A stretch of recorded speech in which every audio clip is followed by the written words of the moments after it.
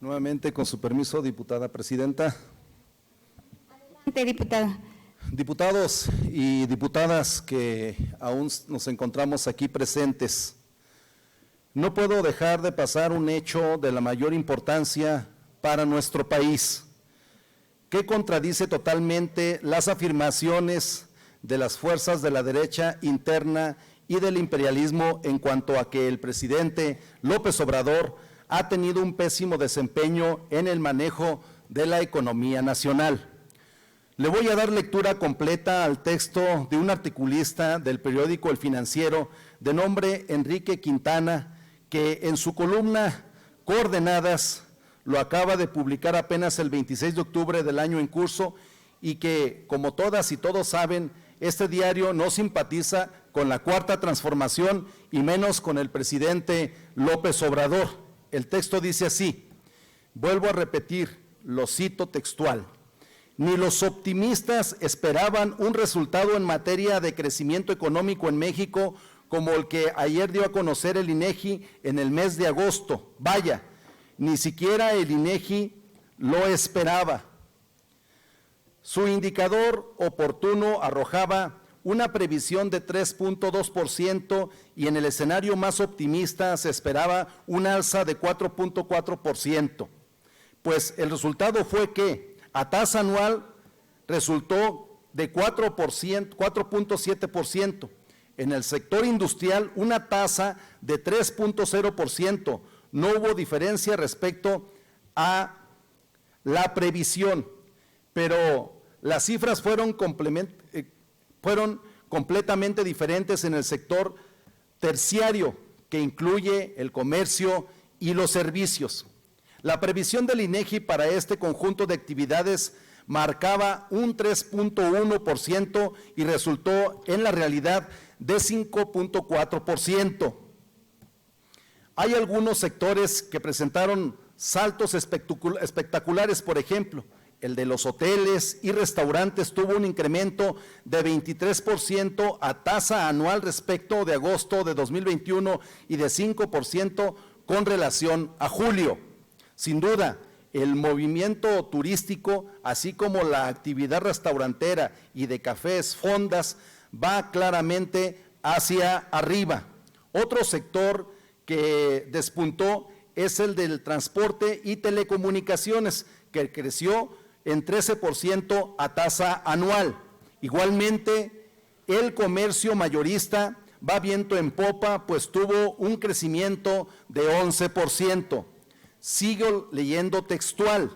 El columnista dice, solo cito algunos de los subsectores más destacados. Estos datos muestran que el crecimiento de la economía ya no está basado exclusivamente en las exportaciones, sino que ahora parece que finalmente se está apoyando fuerte en el mercado interno. Permíteme poner sobre la mesa algunas posibles explicaciones a este repunte. Número 1, el crecimiento de la masa salarial real del sector formal de la economía. De acuerdo con los datos del IMSS, hasta el mes de septiembre hubo un incremento de 4% en el número total de asegurados al IMSS.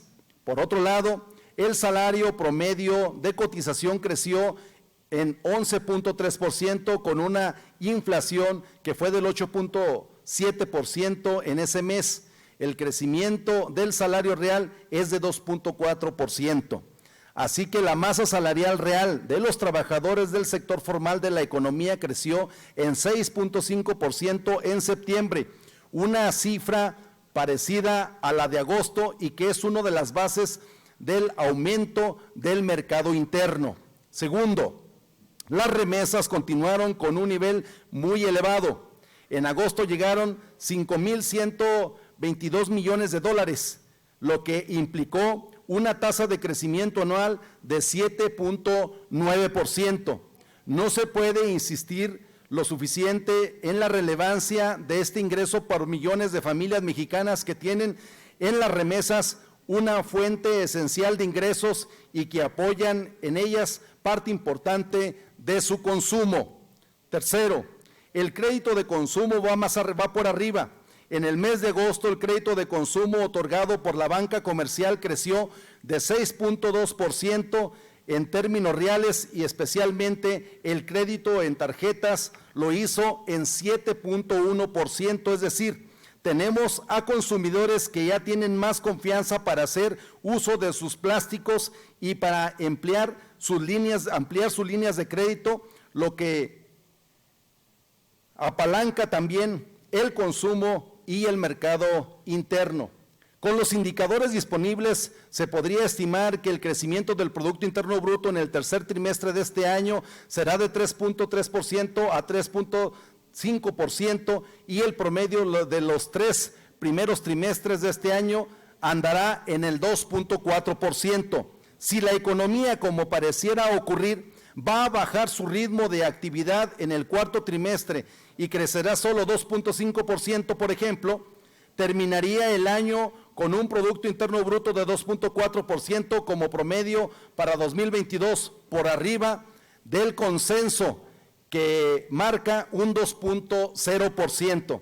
Diputadas y diputados, es decir, hay una diferencia cualitativa entre lo que es el crecimiento económico y lo que es el desarrollo económico. Ya desde antes, el gran dirigente sindical, político, ideólogo de la Revolución Mexicana, Vicente Lombardo Toledano, y ahora el presidente López Obrador, señalan que el crecimiento debe ser para mejorar las condiciones de vida del pueblo. Lo que importa es cómo se distribuye la riqueza generada. Por eso, en el marco de la pandemia, el presidente López Obrador, en lugar de recurrir al endeudamiento externo, como lo recomendaba el Fondo Monetario Internacional, organismo al que obedecieron a ciegas los gobiernos neoliberales, mejor empezó a cobrar deudas fiscales a los más ricos empresarios nacionales y extranjeros, a quienes los neoliberales se les habían condonado ilegalmente, y eso lo utilizó para sus programas sociales.